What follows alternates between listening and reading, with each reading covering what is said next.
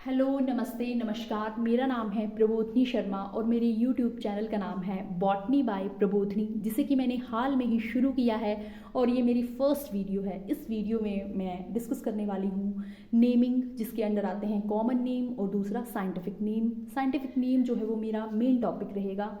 सो हम स्टार्ट करते हैं मीनिंग ऑफ बॉटनी से।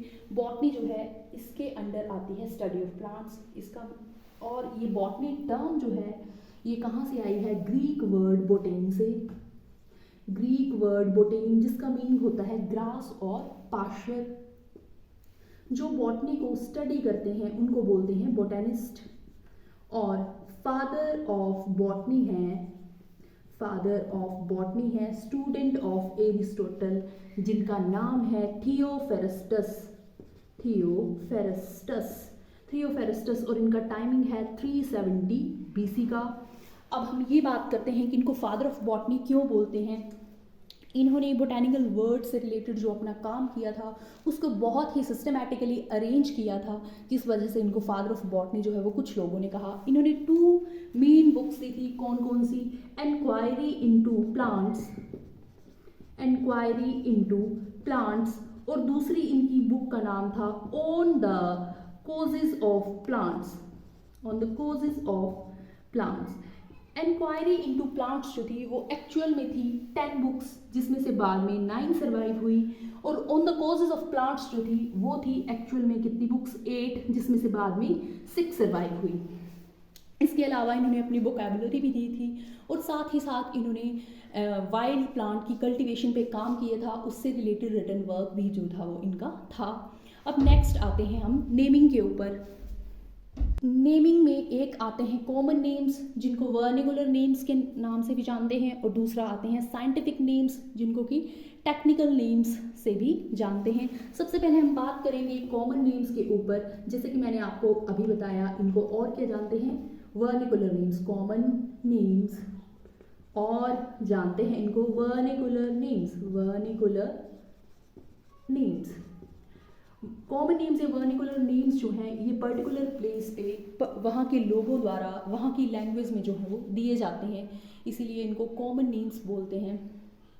और ये बहुत ही सिंपल होते हैं, इजी टू प्रोनाउंस होते हैं और अलग अलग जगह पे अलग अलग लैंग्वेज में होते हैं। जैसे कि मैंने आपको अभी बताया, ये बहुत ही सिंपल होने के बावजूद भी और बहुत इजी होने के बावजूद भी, और वहाँ के जो रेजिडेंट होते हैं वो उनको बचपन से ही जानते हैं, इतने सारे इनके करेक्टरिस्टिक्स होने के बावजूद भी जो साइंटिस्ट हैं इनको यूज़ नहीं करते हैं एज अ साइंटिफिक नेम।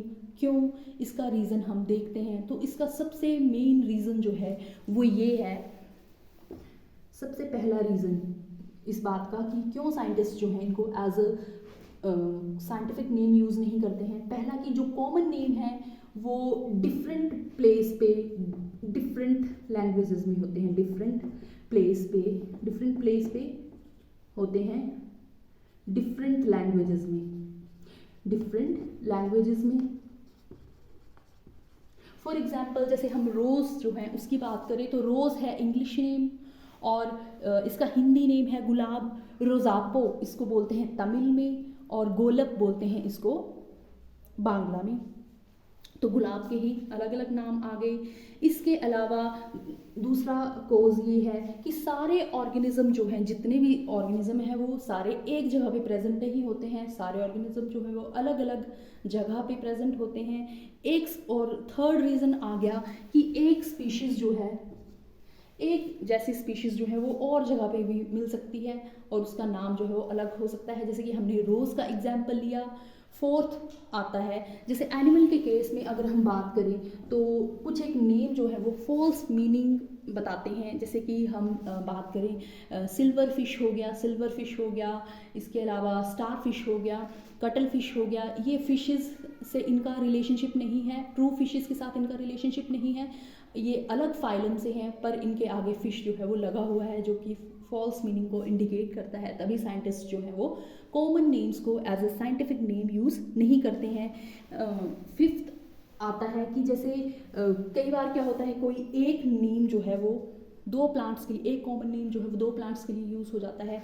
हम बात करें टच मी नोट की, अगर टच मी नोट एक बहुत ही जाना माना प्लांट है, बहुत ही जाना माना नाम है टच मी नोट, और ये दो प्लांट्स के लिए यूज़ हो जाता है।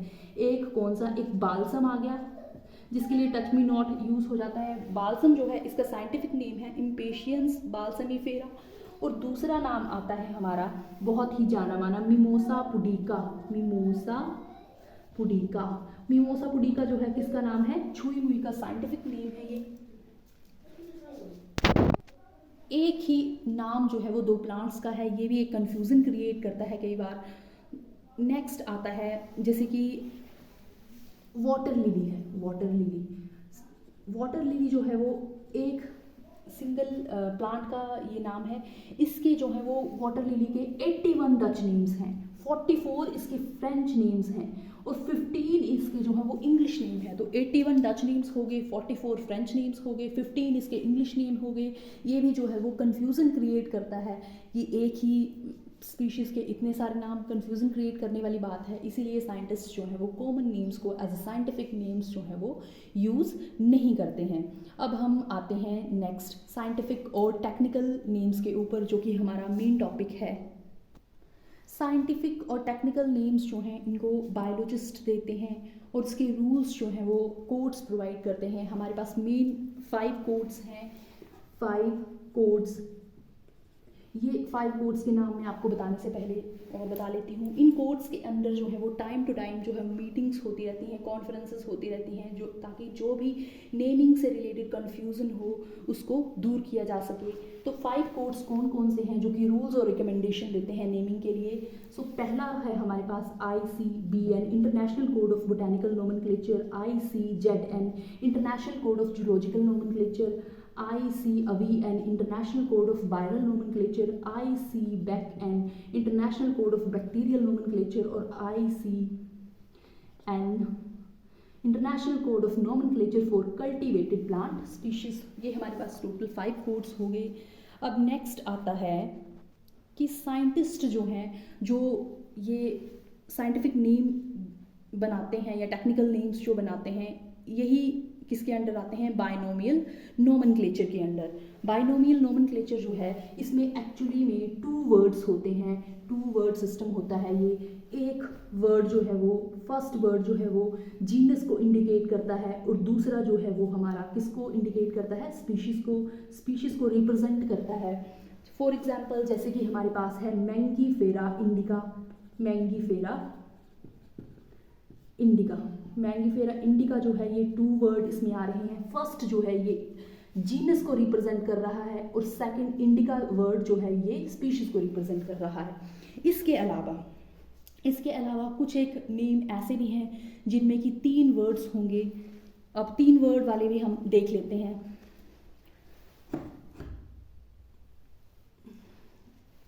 3 वर्ड वाले हैं जैसे कि गोरिल्ला, गोरिल्ला गोरिल्ला गोरिल्ला, 3 बार एक ही आ गया वर्ड, गोरिल्ला गोरिल्ला गोरिल्ला। और एक और एग्जाम्पल हम ले लेते हैं, अकाशिया नाइलोटिका इंडिका, अकाशिया नाइलोटिका इंडिका। ये आ गया हमारा एनिमल्स से रिलेटेड साइंटिफिक नेम और ये आ गया प्लांट से रिलेटेड साइंटिफिक नेम। तो इसमें जो फर्स्ट वर्ड है वो जीनस को रिप्रेजेंट कर रहा है, सेकंड स्पीशीज को रिप्रेजेंट कर रहा है और ये थर्ड वर्ड जो है वो प्लांट्स के केस में रिप्रेजेंट करता है किसको, सॉरी एनिमल्स के केस में रिप्रेजेंट करता है किसको, सब स्पीशीज को। और प्लांट्स के केस में ये किसको इंडिकेट करता है, थर्ड वर्ड किसको रिप्रेजेंट करेगा, ये प्लांट्स के केस में ये रिप्रेजेंट करेगा वैरायटी को। ओके, फर्स्ट आ गया जीनस वर्ड, सेकंड आ गया स्पीशीज वर्ड और थर्ड आ गया एनिमल्स के केस में सब स्पीशीज वर्ड और प्लांट्स के केस में थर्ड वर्ड आ गया वैरायटी से रिलेटेड। ओके, अब नेक्स्ट आता है हमारा बाइनोमियल नोमेनक्लेचर। जैसे कि मैंने आपको बताया कि बाइनोमियल नोमेनक्लेचर में जो है वो 2 वर्ड्स होते हैं, बाइनोमियल नोमेनक्लेचर। बाइनोमियल नोमेनक्लेचर में मैंने बताया कि 2 वर्ड्स होते हैं और 2 वर्ड्स में पहला वर्ड जो है वो जीनस को रिप्रेजेंट करता है और दूसरा वर्ड जो है वो स्पीशीज को रिप्रेजेंट करता है। बाइनोमियल नोमेनक्लेचर किसने दिया था? कैरोलस लिन्नियस ने। कैरोलस लिन्नियस ने कैरोलस लिन्नियस ने जो था वो बाइनोमियल नोमेनक्लेचर दिया था और इन्होंने दिया था अपनी बुक स्पीशीज प्लेंटेरम में। स्पीशीज प्लेंटेरम में इन्होंने जो था वो बाइनोमियल नोमेनक्लेचर जो था वो दिया था। और नोमेनक्लेचर की एक और ख़ास बात कि 1753 में इन्होंने लिन्नेस ने 1753 में स्पीशीज प्लेंटेरम जो थी इनकी बुक, इसमें दिया जो भी नेमिंग दी थी प्लांट्स के लिए, उसको जो है वो उन साइंटिफिक नेम को जो है वो as a scientific name use किया जाने लगा। उससे पहले के नाम जो है वो साइंटिफिक नेम यूज़ नहीं होते हैं। 1753 से आया ये नेमिंग सिस्टम प्लांट्स के लिए। पहले आया स्पीशीज प्लेंटेरम बुक में दिया था सबसे पहले, और 1758 में इन्हीं की बुक कैरोलस लिन्नियस की जो बुक थी सिस्टेमा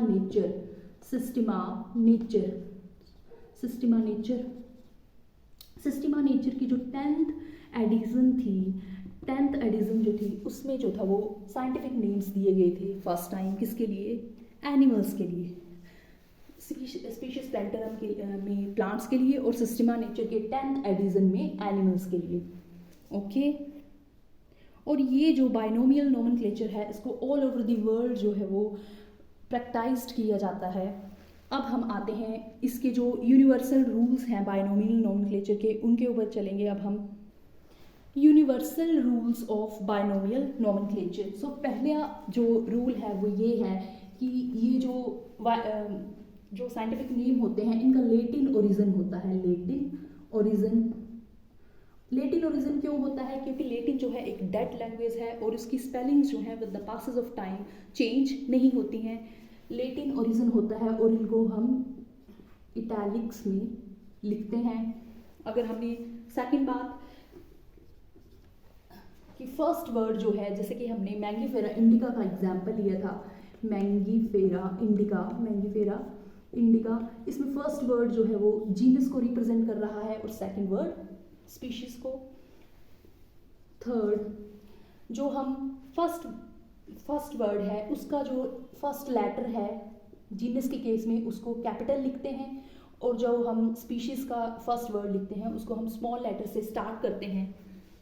फोर्थ पॉइंट आता है हमारे पास, जब हम साइंटिफिक नेम जो है वो हैंड रिटन होंगे हमारे तो हम उनको अंडरलाइन ज़रूर करेंगे। जैसे कि आप मैंगीफेरा इंडिका में देख रहे हैं कि मैंने इनको अंडरलाइन किया हुआ है क्योंकि ये हैंड रिटन है। और जब हम इनको प्रिंट आउट करते हैं तो हम इनको इटैलिक्स में प्रिंट आउट करते हैं। तो हैंड रिटन होना और उनको हैंड रिटन करेंगे तब अंडरलाइन ज़रूर करेंगे और प्रिंट उनको इटैलिक्स में करेंगे।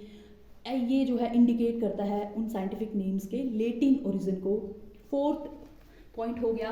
अब फिफ्थ पॉइंट आता है हमारे पास, अगर हमने ऑथर के नाम को भी साथ में रिप्रेजेंट करना हो तो उसको हम एब्रीवेटेड फॉर्म में या फुल फॉर्म में भी रिप्रेजेंट कर सकते हैं। एब्रीवेटेड फॉर्म में भी रिप्रेजेंट कर सकते हैं और फुल फॉर्म में भी रिप्रेजेंट कर सकते हैं। किसके नाम को? साइंटिस्ट के नाम को, ऑथर के नाम को। फॉर एग्जाम्पल मैंगीफेरा इंडिका है, इसके आगे मैंने लगा दिया लिन्नेस, या तो आप इसको ऐसे भी लिख सकते हो या फिर एल डॉट करके भी लिख सकते हो।